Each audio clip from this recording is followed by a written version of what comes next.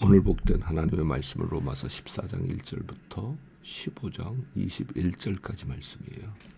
로마서 14장 1절부터 15장 13절까지는 사실 잘 피부에 와닿지는 않겠지만 아주 간단한 이야기를 하고 있어요. 그 당시 교회는 유대인들 그리고 이방인들이 섞여 있었어요.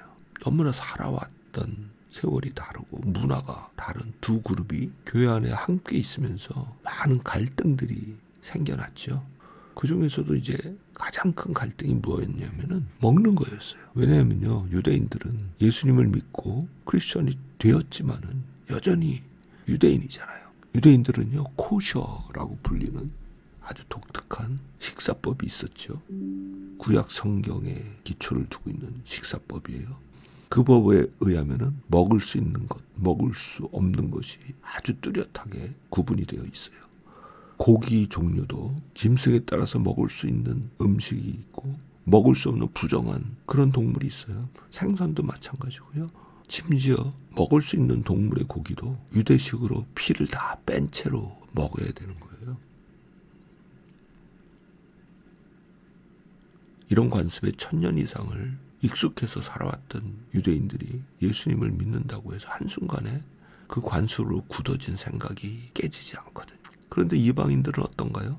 그런 거 아무 상관없이 살아왔던 사람들이에요. 그러다 보니까 어디서 부닥치느냐면요, 그 당시에 이방 지역에서 구할 수 있는 고기, 이 고기의 대부분은요, 신전에서 우상에게 제물로 바쳤던 그런 짐승의 고기가 시장에서 팔렸던 거예요. 그러니까 그런 고기를 유대인들은 먹기를 너무 꺼려했어요. 그리고 유대 식사법대로 피를 빼고 잡은 그런 고기도 아니고요. 그러다 보니까 유대인들은요, 아예 고기를 안 먹는 쪽을 택했던 것 같아요. 그런데 이방인들은 그런 거 아무 상관없잖아요. 그리고 사실 바울이 여기서 이야기한 대로 음식 그 자체는 다 정결하고 깨끗한 거예요. 14장 20절에 그렇게 이야기하죠. 모든 것이 깨끗하다. 모든 음식은 원래 깨끗한 거예요. 근데 유대식 식사법에 의하면 예를 들어서 돼지고기, 부정한 짐승의 고기이기 때문에 못 먹는 거거든요. 그러니까 이방인들이 예수님을 믿고 나서 뭐 그들이 기존에 먹던 음식에 있어서 크게 꺼리낌이 없어요. 더군다나 모든 것이 깨끗하다는 이 진리를 알고 있잖아요. 그러니까 확신을 가지고 먹고, 또 고기도 안 먹고 이런 유대인들이 저 사람들은 믿음이 없어, 그렇게 생각을 할 수밖에 없죠. 반대로 유대인들은 이방인 그리스도인들을 보면서 저 사람들 뭐야? 저건 아닌데? 그게 그들의 깊은 무의식으로부터도 나오는 거예요. 그리고 저 사람들 자기네도 구약 성경을 배우는데 저러면 안 되는 거 아니야? 그런 생각이 들죠. 그러니까 서로 쳐다보면서 저 믿음 없는 인간들, 고기도 못 먹어? 또 유대인들은 이방인들 보면서 아니 하나님의 말씀을 지켜야지 이러면서 서로 경멸하고 서로 정죄하고 그런 상태가 된 거예요. 그 문제를 지금 바울이 이렇게 길게 장황하게 설명을 하는 거죠. 그 바울의 결론이 뭐냐? 유대인들의 그 생각 쉽게 안 바뀌어. 그러니까 믿음이 훨씬 강한 이방인 그리스도인들이 유대인들을 위해서 사랑으로 조심하고 유대인들 마음에 상처 주지 않도록, 나 같으면 차라리 고기를 안 먹겠어, 그런 이야기를 하죠. 왜? 중요한 것은 서로가 사랑으로 연합되어서 세워지는 것이기 때문에 바울이 이렇게 이야기를 해요. 14장 21절에 이렇게 이야기하잖아요. 차라리 고기도 먹지 않고 포도주도 마시지 않는 게 낫겠다. 너희 형제가 걸려 넘어지는 일을 하지 않기 위하여. 이게 그 이야기거든요. 오늘날 이 바울이 가르친 게 어떻게 적용이 되느냐. 관습적인 것. 그런 것 외에도 너무나 많은 서로가 하나 되는 것에 장애물들이 사실 교회 안에 있을 거 아니에요. 세대만 달라도 얼마나 생각이 달라요. 그럴 때 가장 중요한 원리는 교회가 하나 되기 위해서 너희가 만나는 형제들의 생각에 예민하게 잘 살펴서 행동하라. 그래서 교회가 사랑으로 하나됨을 흔들지 말아라. 그런 교훈을 주고 있는 거죠. 그리고 나서 바울이 자기가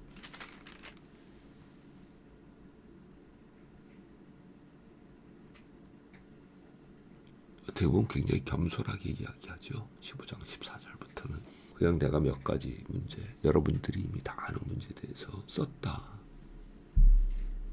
그리고 나 자신은 사실은 자랑할 게 없는 사람이다.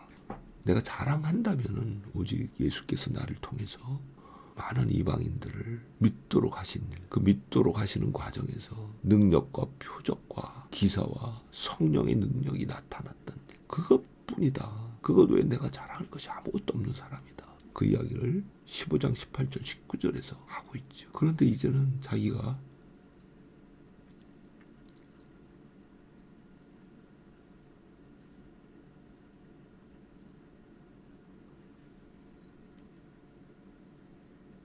세 번이나 선교 여행을 하면서 거의 모든 지역에 복음을 다 전파했고, 이제는 더 이상 미개척 영역에서 복음을 전파할 곳이 없기 때문에 나는 스페인으로 가고 싶다. 그런데 스페인으로 가는 길에 로마에 들려서 여러분들을 만나고 또 하나님의 복음을 설교하고 싶다. 그 이야기를 해요. 아니, 로마에 이미 크리스찬들이 있잖아요. 근데 왜 무슨 하나님의 복음을 또 설교한다는 거예요?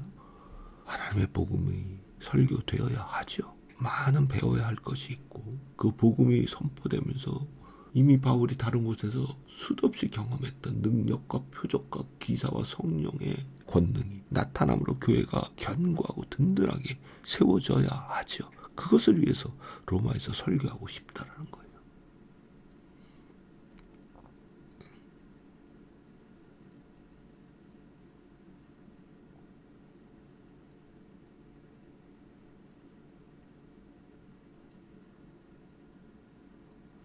그래서 내가 예루살렘에 큰 헌금을 가지고 가는데, 헌금을 다 잘 전달하고 나면은 나는 로마를 거쳐서 여러분들의 도움을 받고 스페인으로 가고 싶다. 그게 나의 계획이다. 이렇게 설명하고 있죠. 되게 개인적인 이야기를 하고 있어요. 그러나 이걸 읽으면서 바울이 얼마나 복음 전파, 그것을 위한 열정으로 불타오르고 있는가 알 수가 있죠. 하늘과 땅의 창조주 하나님께서 우리를 위하여 이 땅에 오셔서 피 흘려 죽으신 이 놀라운 사건을 아는 자들은 바울처럼 이런 마음에 붙잡힐 수밖에 없는 거죠.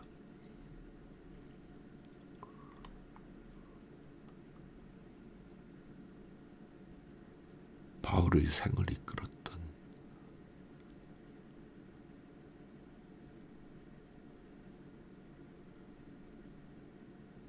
복음으로 생명을 얻었고, 그 복음을 위해서 불타는 열정으로 앞으로 나갔던 그 동일한 열정이 오늘 우리 가슴 가운데 가득하기를 간절히 바랍니다.